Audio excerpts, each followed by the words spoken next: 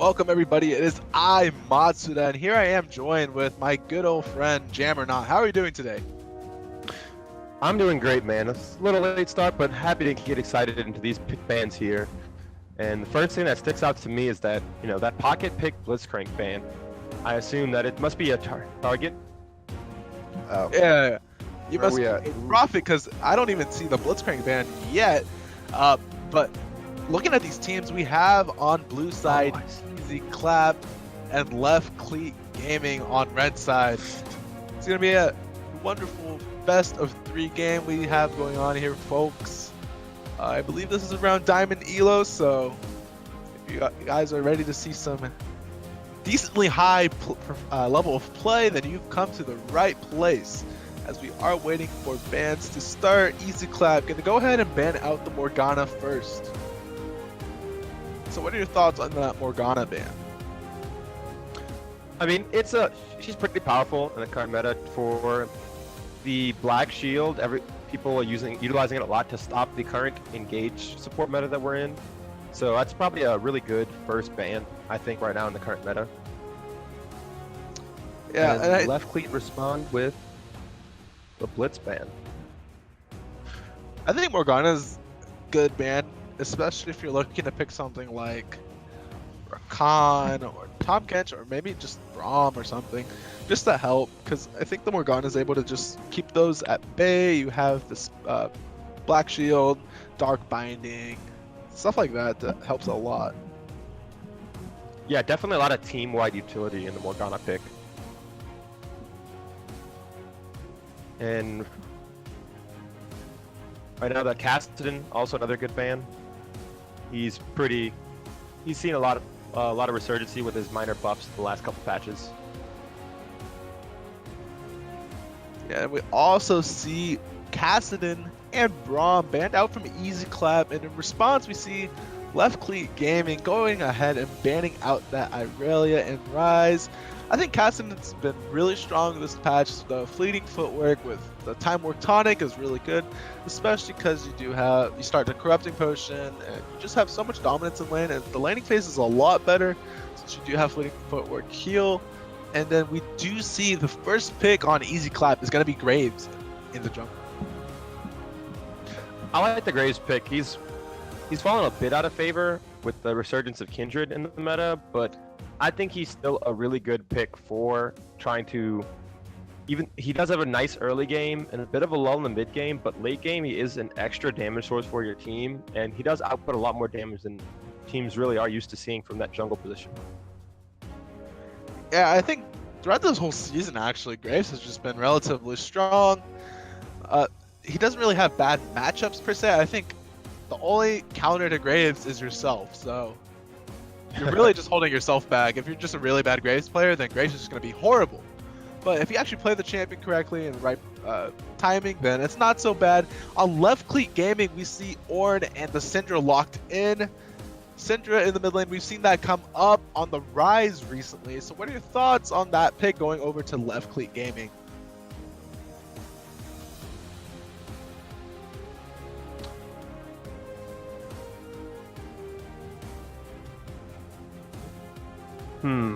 I don't know. I like it. I mean, Ornn is probably the premier top lane engage champ right now in the current meta. Although recently we have seen Sion as also, he got minor buffs too, and I think either 818 or 817, and so he's also making a bit of a comeback. But his ultimate isn't as reliable as Call of the Forge God. So we'll see if either eZclap try to pick it up here or if they opt to ban it out. If they don't pick it up in this first round of bans. Yeah, we already see Left Cleat Gaming and eZclap gonna go ahead and stick with those regular awesome dudes that carry, and eZclap gonna go ahead and run that Lucian in the bot lane, and Left Cleat Gaming gonna stick to their guns and go with Kai'Sa. I think both of these champions are very strong in the bot lane currently.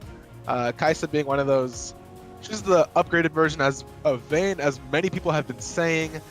Throughout this whole season, ever since she came out, I think Lucian's up on the rise again. He fell out through the beginning of the season, wasn't such a priority pick, but now we are seeing him played a lot more. And so far, I'm starting to like both these team comps so far. I just need to see the full team comps to decide who's really winning this draft phase. Yeah, right now, I think I'd have to give, like you said, a slight edge to Left Cleat's comp, but, you know, it's hard to tell without seeing the second round of picks. I do think the Lucian's a bit of a risk, but in at least eZclap do have that alternative marksman carry in the Graves if the Lucian does fall a bit behind, where they can really get a lot of double use out of getting a Black Cleaver on both champions. Yeah, we see Nami locked in. Nami's really good. Been one of the more reliant supports, especially with the utility she brings to the table. You have the bubble, the ebb and flow with the healing and poke, so that lane's gonna be pretty safe for this Kai'Sa here, and we're gonna see what jungler that Left Cleat Gaming are gonna pick up to respond to this Graves pick we see, and Orianna's being hovered, actually locked in on the side of eZclap, so it is going to be the Orianna versus Syndrome matchup. Quite exciting since Orianna might be able to save herself from something like the Syndra's ultimate, which is one of those press R and win type of abilities. And we see Alistar and Lucian locked in for the side of eZclap. So I think the bot lane for eZclap is a little bit better. I think their 2v2 is a lot more smoother, and they actually kind of complement each other throughout the laning phase.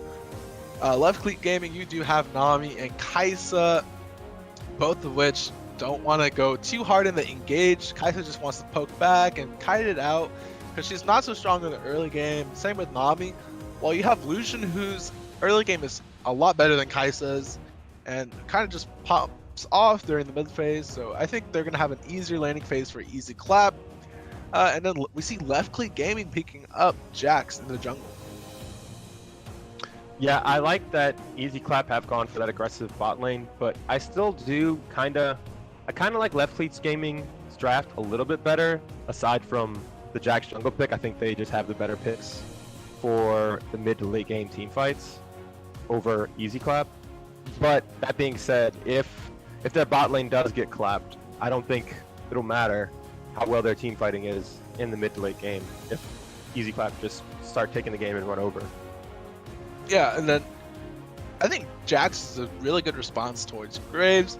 I think both of them have really high dueling potential, but the fact that you do have a Jax on your team kind of gives you the hope of a late game hyper carry. Yes, Kai'Sa also fits that role perfectly, but seeing Jax is quite a threat on the side of eZclap. They don't want to let Jax hit those full build power spikes where he just sits on a lane and you have to send at least 3 members to deal with him. So I'm excited. I think in terms of drafting, I really like the draft team composition for eZclap. I think it kind of complements each other. You do have the Orianna Shockwave combo. Just put it on Alistar, let him look for the initiation, and man, that Shockwave is going to be so good, I'm assuming. And then we see Sion picked up as well. I think the front line of eZclap is very nice. You have Alistar and Sion looking for the initiation and are able to be beefy enough to actually hold the front line and protect Orianna and Lucian and allow for Graves to just get the damage off on Left Cleat Gaming. Yeah, I think both teams do have pretty good and almost similar team comps, except I think the early game strength's in the favor for eZclap this game, whereas the strength early for Left Cleat is going to be in that mid lane, where the Syndra is going to be a little bit stronger than the Orianna in that matchup. But if Orianna does play safe and eZclap play towards bot side, I think they can take this game by banking and carrying off their snowball early advantage. Yeah, so we see that Joystick Truck has the inspiration for secondary runes, so obviously gonna go with that Corrupting Potion start. Ornn opting in for the grass. Both these top lanes running grass. I think the lane for this top lane matchup is in favor of Sion, just for the fact that he has the Corrupting Pot. Much more of a threat, and we are loaded on to the Rift here. And we're gonna go ahead and organize these roles just for myself. And on blue side, we have eZclap with Joystick playing Sion in the top lane. Heimer Doodles playing Graves in the jungle. Puffles Mia playing Orianna in the mid lane. Dank Shore playing Lucian in the bot lane, and Luda playing Alistar support. And we have on the red side, Austin Gator in the top lane on the Ornn, Gator Freak in the jungle, Molten Liquid in the mid lane, Clinical Autist as the marksman, and You're Not Worthy as the support. Yeah, nothing fishy going on here on both sides. They're gonna just kind of spread themselves out, just cover some key entrances on both sides of the jungle. No cheesy level 1 kind of ganks going on here. No invades. A little bit disappointing, but what can I say? I guess we're gonna just have to deal with it as we see Jack starting on top side jungle, and Graves gonna go ahead and start on the bot side jungle. So maybe Gator Freak might look for a level 2 gank on this Scion, or maybe just go rotate down bot lane. Depends on his positioning. But already we see here, I think Puffles Mila actually has a better rune start than Molten Liquid. He has the D-mats, he has the Corrupting Potion, so he's going to be able to apply a lot of pressure in this lane against Syndra. Yeah, I agree. I think in this current meta, you just really want to be taking time work on almost every single mid laner you can, AP at least, and even some AD ones that are mana based, because the buffs they gave it makes it where, like you said, you have almost unlimited sustain in that lane with all the potions, and then you never have to go back and buy any too, which is another great boon of that rune. Not to mention the biscuits that give you bonus mana if you do take that one as well. Yeah, we do see on the mini map that Gator Freak was actually able to establish dominance over on that bottom crab. Obviously, Molten Liquid had some priority in the mid lane and was able to pressure Heimer Doodles off that first crab. So a little bit of an XP boost for Gator Freak here, and a loss for Heimer Doodles, because now he's just behind in his clearing. So at this point, Gator Freak is just going to be able to have a better ganking opportunity because he's coming out ahead of his counter jungler. Yeah, we'll see if he looks to apply any pressure bot side, but Heimer Doodles should still be fine, even though missing out on that crab. He is the Grave, so he does have one of the fastest clear times, and he should just focus on power clearing his jungle, but he is going to go back to that crab. Gator Freak, we already see Lucian pop the heal. Luda knocks the headbutts over, and a nice head to the flash pulverize, but that's not enough as Clinical Autist gets first blood on Luda. Who was close. Yeah, they tried their best. I think that was probably the best case scenario they could have done, and Dangshore still comes out alive, so he's still able to stay in the lane and CS. But that's 2 summoners burnt off from the side of eZclap. It cost them the flashes of Not Worthy and Clinical Autist, along with the Jax's flash too, so it's first blood for the cost of 3 summoner spells that are only expending 2 summoner spells. Yeah, it definitely was a trade that didn't, they did, even though they trade unevenly, it definitely, did work in their favor because they did get that first blood. Yeah, especially on the Kaisa, so Clinical Autist is going to have an easier time now that she does have that first blood gold. Luda not quite going to get that headbutt pulverized combo as they have that nice fat wave shoving into the turret. It allows them to get some breathing room to just walk around, establish some vision so that they don't get ganked again from Gator Freak, hopefully. As we do see Austin Gator 3 just going to go ahead and chill on this top lane. And yeah, as expected, it's quite even. Actually, quite surprising that Joystick Truck did not start Corrupting Potion. He actually opted for the Dorn Shield, so maybe he's not running Time War Tonic on his secondary Inspiration Rune, or he just opted not to just go for the Corrupting Pot. Yeah, I'm with you on that. I think that's a little questionable. Like, I don't know if you really need that Brand Shield. I don't really see the benefit of it unless he was planning on doing some really early pre-6 roams towards the bot lane. But nevertheless, he did go with it, and he did have to back a little bit earlier than he anticipated, as opposed to the Ornn, who just shopped and already bought the Glacial Shroud we see. Yeah, no, I actually don't think he actually went back because, Ornn passive allows him to buy without going back. But we see Gator Freak's in a bad spot as Dankster's gonna get the free kill. Syndra's not level 5. There's no kill pressure here. She's forced to flash, but Heimerdoodle flashes over the wall, and the Ignite's ticking. They're so low, and a double kill for Dankster as they're gonna go collapse on Not Worthy, and this might be a triple kill going over. He does not have the E, but the Orianna speed buff is gonna be enough. A triple kill going over to Dankster. And that's eZclap coming out on top. Yeah, you were talking about it before this game started. You were telling me, like, Lucian's really a power pick, and that even though Kai'Sa's strong, I mean, like you said, that Lucian just really popping off with a triple kill right here for eZclap. Yeah, and actually it was quite even because Clinical Oscars didn't go back when she got first blood, so she was at the same power level as Lucian, so Dankster was on even fighting ground. So that allows him to come out on top, and Kai'Sa's not as strong as Lucian at this point in the game. Kai'Sa still needs to get at least 2 items to actually come online, and that's a nice communication and rotation from the side of eZclap. Gator Freak was just kind of caught with his pants down on the side of eZclap's jungle, and it cost him his life and the life of his other teammates. Yeah, the Syndra roaming a bit too early. If she was level 6, she might have at least been able to trade a 1-for-1 before going down. And we do see a pause. Yeah, I wonder what that it could be just technical issues. But while we are waiting at this point, we do see that Molten Liquid already has a CS advantage over the Orianna, despite dying in lane or dying from that last altercation. And it's quite about even for the rest of the map here with in terms of CS. Austin Gator has a slight CS lead over Joystick Truck, but we do see 10 CS Heimerdoodles with that lead over Gator Freak. That death really cost him a lot of tempo, and it puts Heimerdoodles in a comfortable position where he just kind of just jungles and gets a lot more XP than Gator Freak. Has that level advantage. So at this point of the game, with Dankster getting that 3-0 lead 6 minutes into the game, what are your thoughts on that? I think that eZclap they do have this early advantage. If they can keep up the pressure and they do also, like you said, they also got the early Drake as well. They keep up the pressure. I think this game will continue to go in their favor.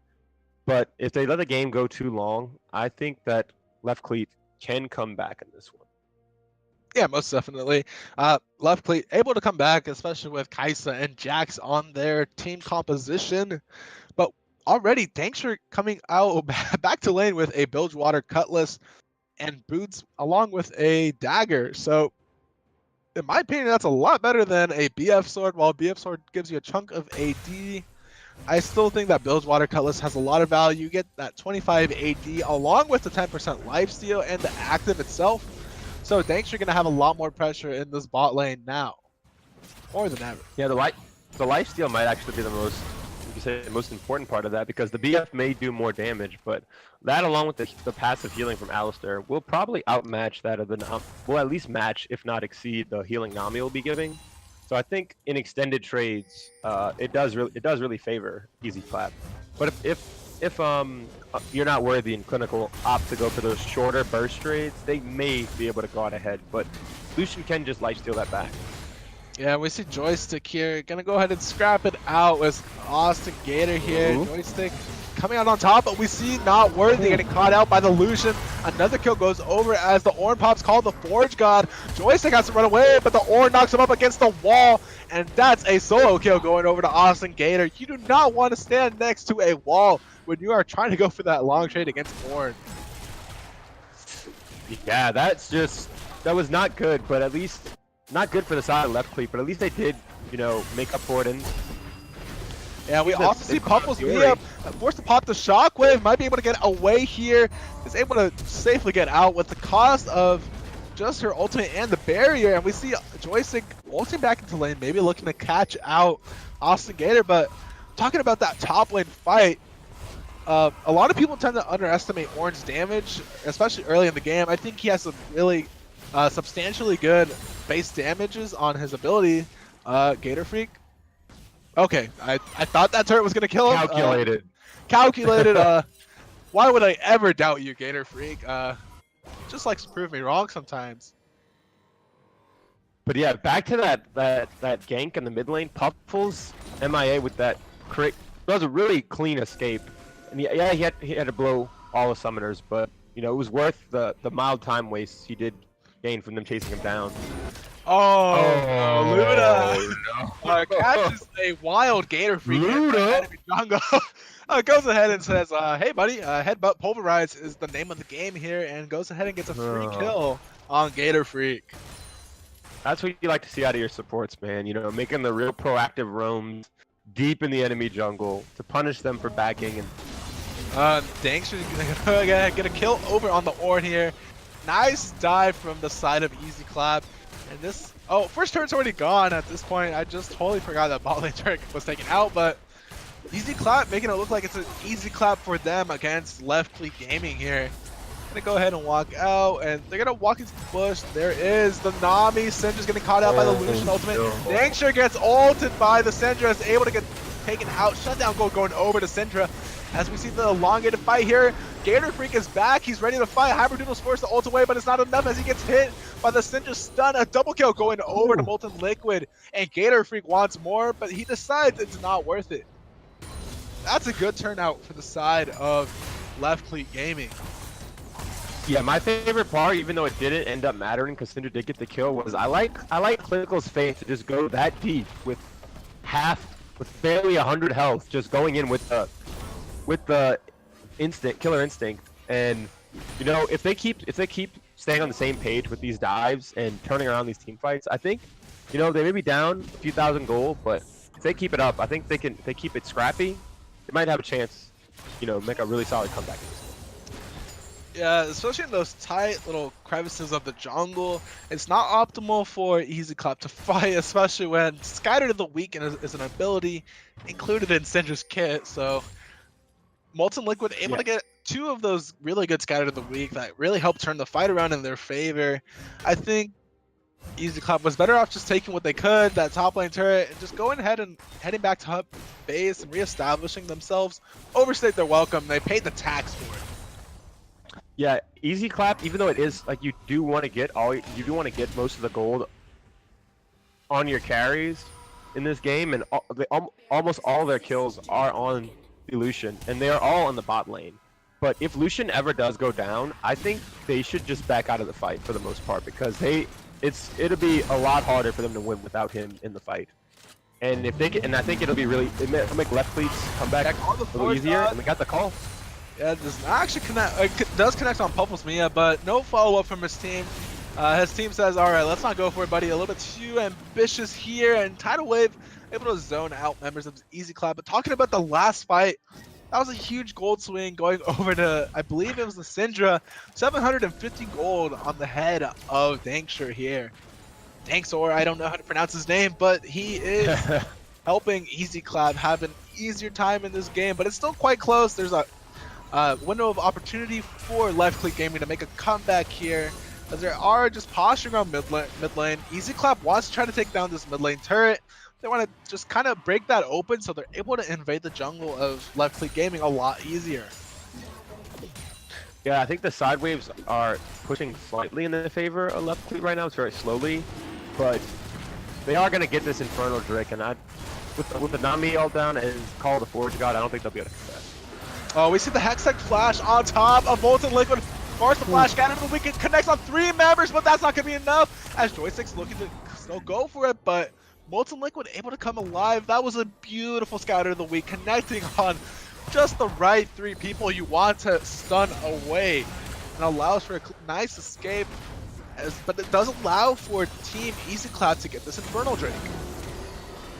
Yeah, I don't know if I like using the Nami ultimate earlier. Like, I understand they use the Call of Forge God to try to kill off the minions to save the turret, but with not having the Nami ult, they had no way to even attempt to try to start a fight. Even though they are 2k down, maybe if they got a perfect engage, they could have won that exchange, but they didn't even risk it, and they're not even able to attempt it without the tidal wave.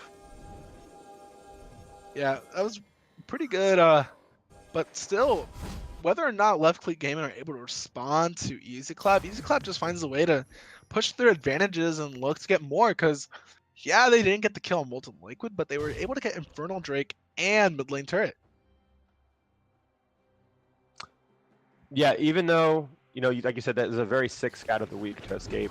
I think that Inferno is really helpful, especially since they have, well, they have three damage dealers, and it would have been a slightly more impactful for left Cleat, but they have the Jax in the jungle, as opposed to, like you said, they have two hyperscaling threats, as opposed to just really one, or maybe two if you count the Graves on the side. I think, yeah, because I think getting those dragons off the hands of Left Click Gaming are essential, because getting a Mountain Drake on Kaisa is rather scary, especially because the fact that she's able to do objectives a lot faster with that Mountain Drake buff.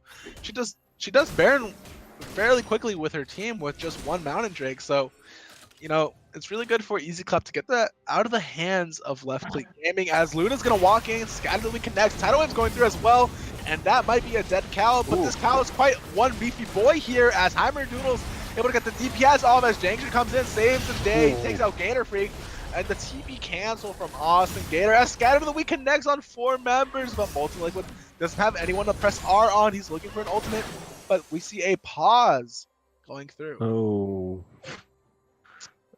That's unfortunate. You hate to see that pause in the middle of some action, but maybe something significant happened. Maybe something not too much, but no worries. It might, but uh-oh. I'm assuming they just got to reconnect Dankster here, but so we see that it's quite a fair team fight for eZclap and Left Cleat if they don't have their 80 carry as we see here, but if Lucian's in the picture, then Left Cleat Gaming kind of just have to tuck in their coats and run as fast as they can, because Dankster's going to be able to wipe the floor with them. Yeah, he's just gonna keep clapping his guns together and just running down their team. He is, like you say, even though he has all the power on him, he still has to step up and make those plays and put himself in a risky range of the Syndra every time he dashes in. But he's being very, very calculated with his maneuvers on that Lucian. Yeah, he's been doing a fairly good job. But Clinical Odds is doing his best. He's 1-0-2, not too bad. Just doesn't have the gold resources that he'd like, but he does have a CS advantage over Lucian. The gold deficit between Lucian and Kai'Sa's fairly substantial. It's about 2,000 gold, give or take. Yeah, it's like 2,000 gold lead for Dankster here. So he definitely does have the advantage over Clinical Autis, but it's not the worst case scenario for the side of Left Cleat Gaming. Yeah, I think even though the gold lead is mounting, and it is 3K at 15, they do have, if they can find a really great team fight with a really nice call to Forge God on multiple members, or catch out Danksor, they can turn any fight around, I think, if they can catch out Danksor. But if he keeps playing safe or playing well around his team, I think it'll be kind of hard to favor them in the rest of this matchup. All right, and we are getting unpaused, folks, and we're back into the game with eZclap sieging down for the second tier mid lane turret. Molten Liquid just doing his best to wave clear. A nice shockwave on 2 members and shut down going over to Dankster. Take off Clinical Autis and Molten Liquid. There's not so much damage left for the side of Left Cleat Gaming. They're going to go ahead and pop Shelly out. Invite Shelly to this mid lane party here, as they are going to crack open mid lane.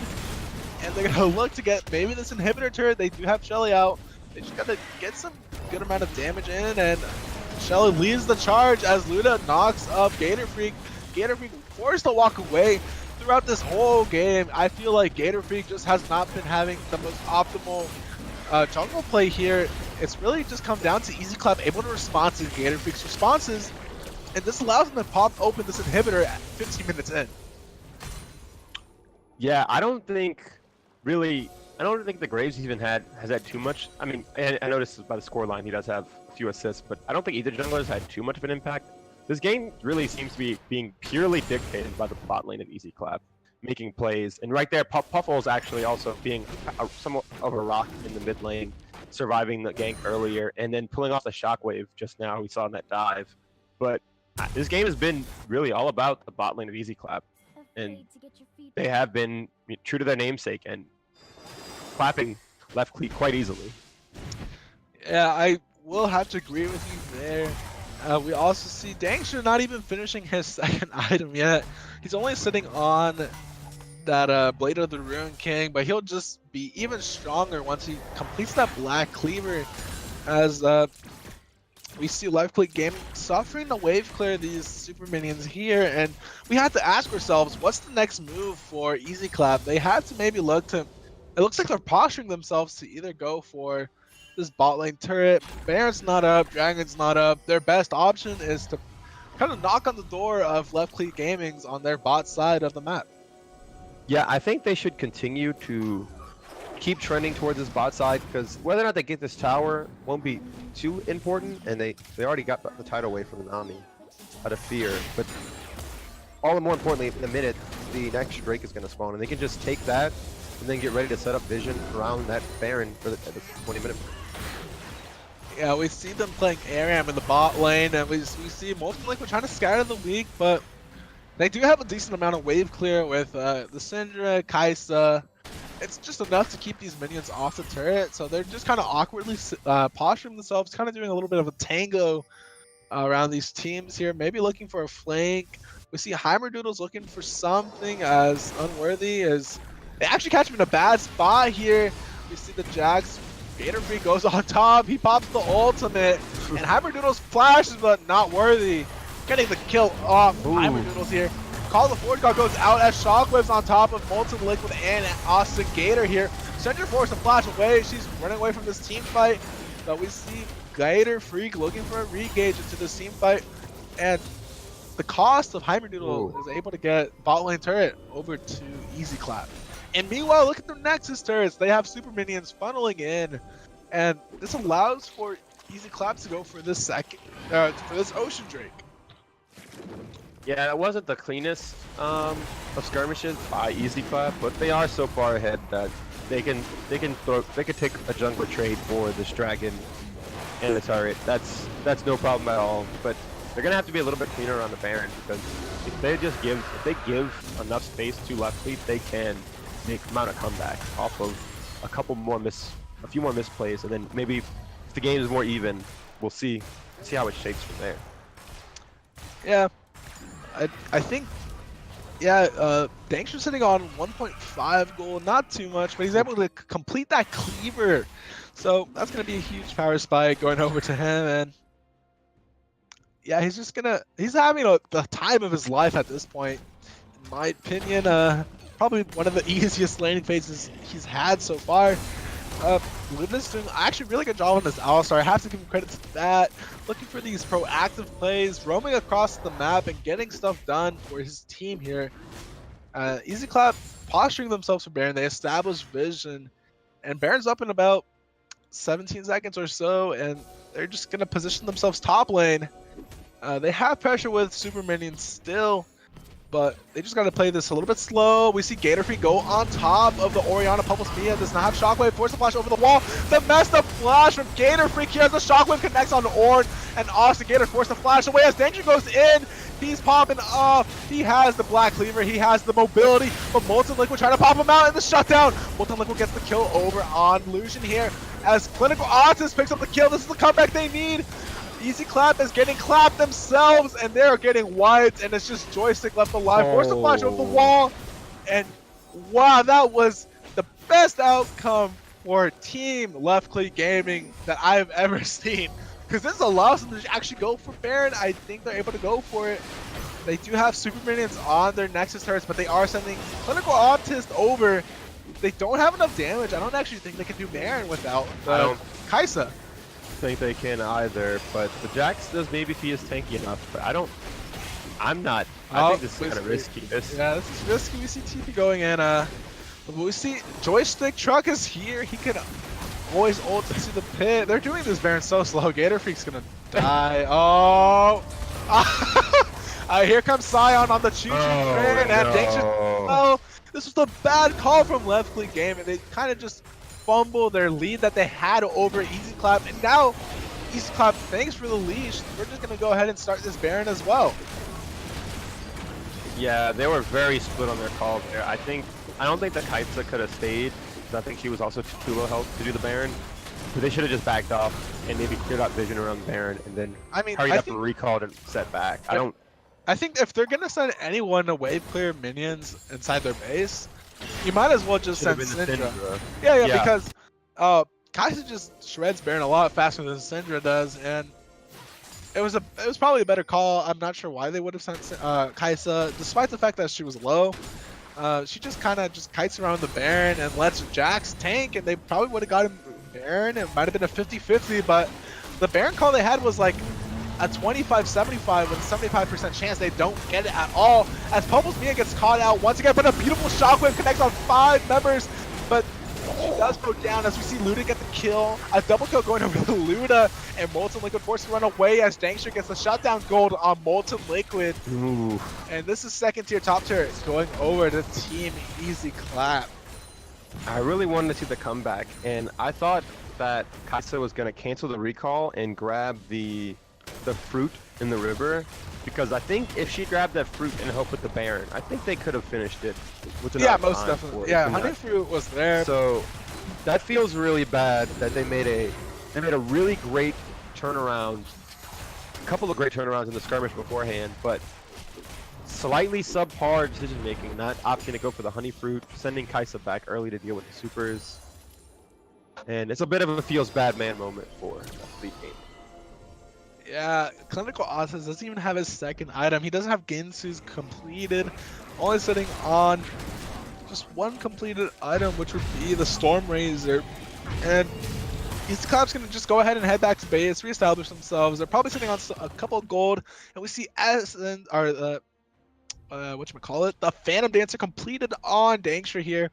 So now he's just going to be able to just kite out the front line and back line of Left Cleat Gaming. Yeah, he's going to be doing an absurd amount of, I mean, he already was doing an absurd amount of damage, but now it's going to be even more obscene. He's not even close to the point where he's going to start to be falling off. The only danger he has is if he does get within range of Molten Liquid. Maybe he should try. He does have that no magic mantle. Probably gonna get starting up on this next. Oh, they catch out not worthy as she does pop the tidal wave, but Pupples Mia goes ahead and gets the kill, picks up. Finally gets a kill in this game. Was 0-2 and 8, but still doing a massive amount of damage as we see eZclap 5-stacking themselves bot lane, looking to get this bot turret. Probably looking to get this inhibitor as well. Yeah, I don't think they can really fight over this without. They're gonna need all 5 members if they want to try to turn around any kind. Yeah, Luda's actually looking for the initiation. Skyler of the week just kind of denies him for a bit. Luda gets the 3-man pulverize as called. The Orange God goes through as Gator Freaks get looking very low. We see Kaisa getting taken out. The Dankster still alive, so that obviously means that eZclap is gonna have an easy time winning these team fights here. This is gonna be game not worthy, not able to do much at all, and this is game 1 going over to eZclap. Oh, never mind, Gator Freaks. Maybe they'll look something, turn it around, but Gator Freaks not able to do much. He gets kited out, and Dixon gets the kill as Molten Liquid kills off the Graves, but does not matter. Game 1 going over to eZclap. Man, that was not quite as easy of a clap, as it could have been. They did almost have that minor throw in the fight before the Baron, but aside from that, it was quite a clapping that eZclap did give Left Cleat Gaming.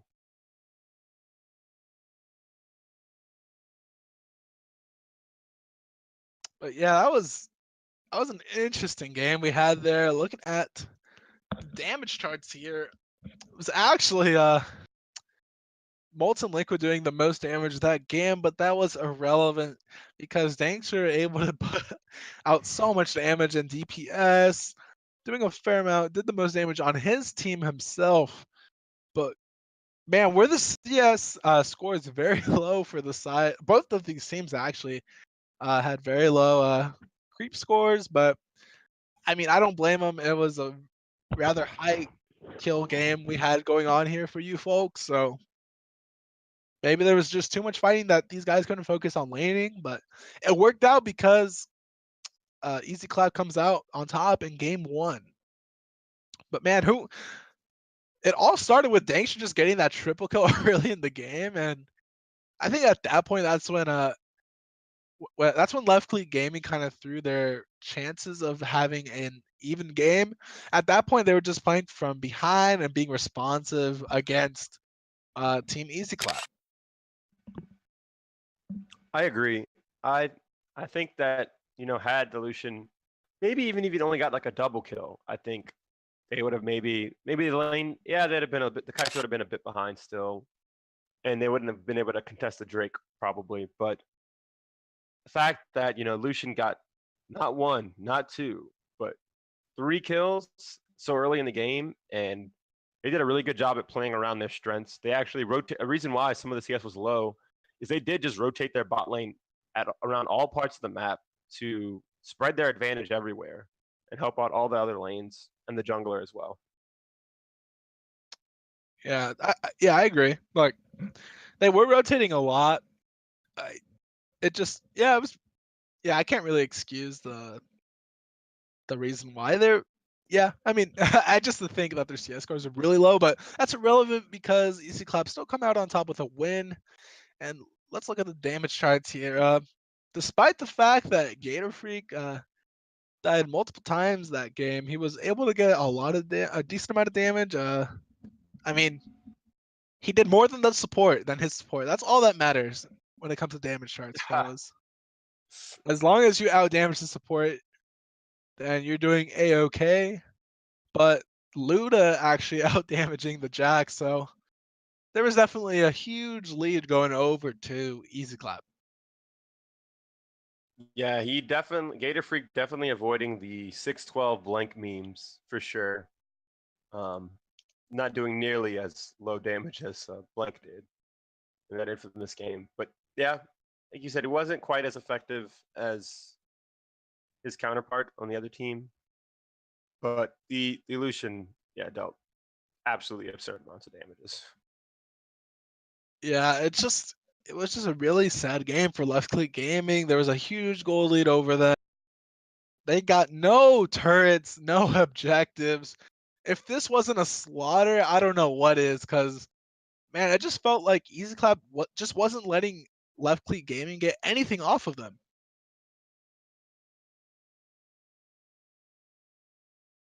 But with that being said, we're going to go ahead and throw it for a quick break while we prepare ourselves for game 2 of eZclap versus Left Click Gaming. Don't go anywhere.